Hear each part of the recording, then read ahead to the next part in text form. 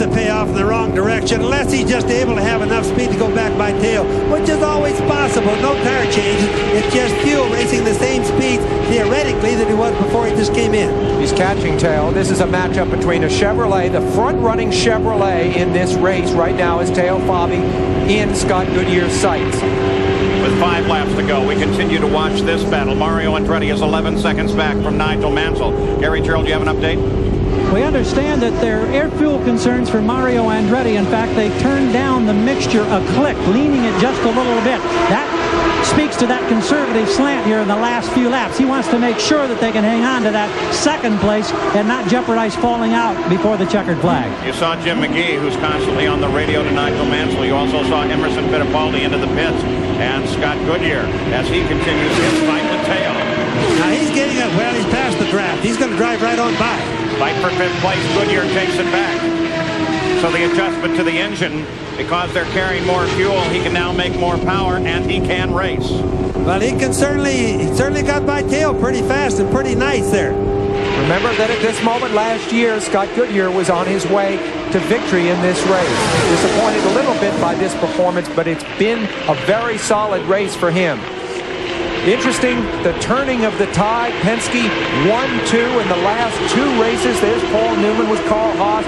The Penske team now not strong in this race at all. The Newman-Haas team running 1-2. So the 2 great teams of this year, Penske and Newman-Haas, have swapped positions, so to speak, today. Newman-Haas back on top. Nigel Mansell, if he takes this win, and it looks like he may move back to the head of the points fight. Nigel giving it everything he has, still running laps at 221 miles an hour. Isn't it nice to see Paul Newman like racing as much as he likes it? Here he is, one of the best actors in the world. He likes motor racing better than he does his acting. He watches much of our show, incidentally, in the early stages of the race back in the motorhome, and then comes out and tells everybody what he's learned. So red number 5, Nigel Mansell, makes the turn onto the 4th turn now, and this time around he should see the white flag. There it is, 2 miles, 1 more lap to go. Will this make up for the Indianapolis 500? Certainly not in purse, but it may prove something both to Nigel and to his fans. He can indeed win at 500 miles on the backstretch. Just 1 mile to go now. Nigel Mansell on his way to his 3rd win as a rookie. He's won on a road course. He's won on a mile oval.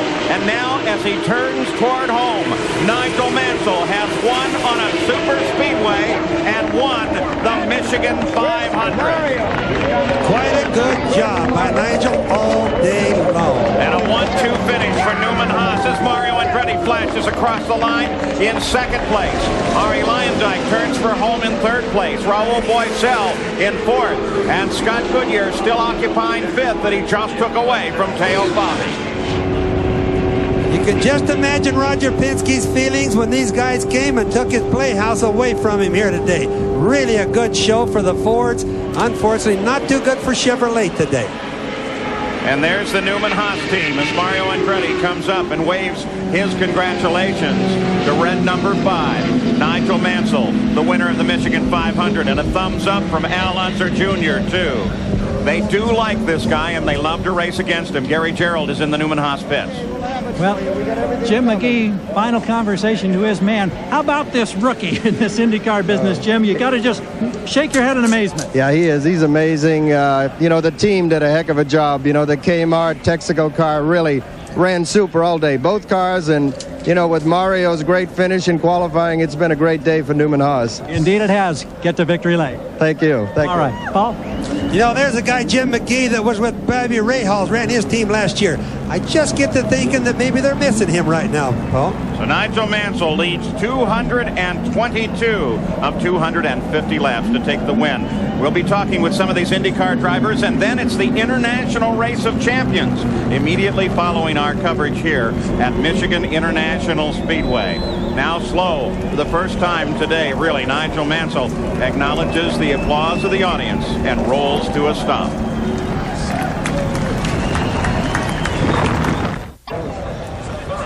Back at Michigan International Speedway, there's second place Mario Andretti, smiling, happy, non-pulsed at the completion of this event. He finished 9 seconds behind Nigel Mansell. Mansell, on the other hand, has not yet climbed out of the race car. As a matter of fact, his team is hovering around him. They've been pouring water on his head, giving him a drink of water. He is totally exhausted at the end of the day. Let's consider the difference in ages between Mario these two guys. 14 years older than Nigel, but evidently the effects on Nigel are a great deal greater. Now, of course, Mario's done this before. This is Nigel's first win. Well, a lot of Speedway, I should say. A lot of showbiz with Nigel, but he's an awfully good race driver. He certainly went fast today, but I do like to see that Mario being that much older. Looks like he could run another 500 miles, and Nigel doesn't look like he could have made it the last 400. Well, Mario Andretti finished second. We'll give Nigel a few minutes to recover and go to Gary Gerald, who is with Mario. Mario, they're commenting here as you talk with your crew about how remarkably fresh you look. You've put in 500 grueling miles. You've got a few years on some of these other guys in here, and yet you look like you held up very, very well. Well, I guess I'm thankful for that, obviously. I work at it pretty hard, and I take pride in that. I think it's very important, especially, as I say, at my age, I don't want to give anything to the youngsters physically anyway. And I'm, as I say, I'm tired, of course. My arms are ready to fall off, but we're still okay. Tell us quickly about that incident coming out of the pit stop when you looped it around and then you made that bootleg turn, kept it running. The crowd was standing, screaming, and you saved yourself a lot of discomfort and maybe great embarrassment. Yeah, well, of course, but to get out of the pits were so tight, I had to turn really sharp to miss Nigel's tire. And then when I whipped it the other way, there's absolutely no grip. And there are two patches, and it caught me out. I just didn't have enough lock, to catch it back. And I figured, oh, boy. But kept the engine running, and then I figured, well, as easily as it spun this way, I know I can spin it the other way. So high drama on pit road. Congratulations, Mario. Thank you. Jack?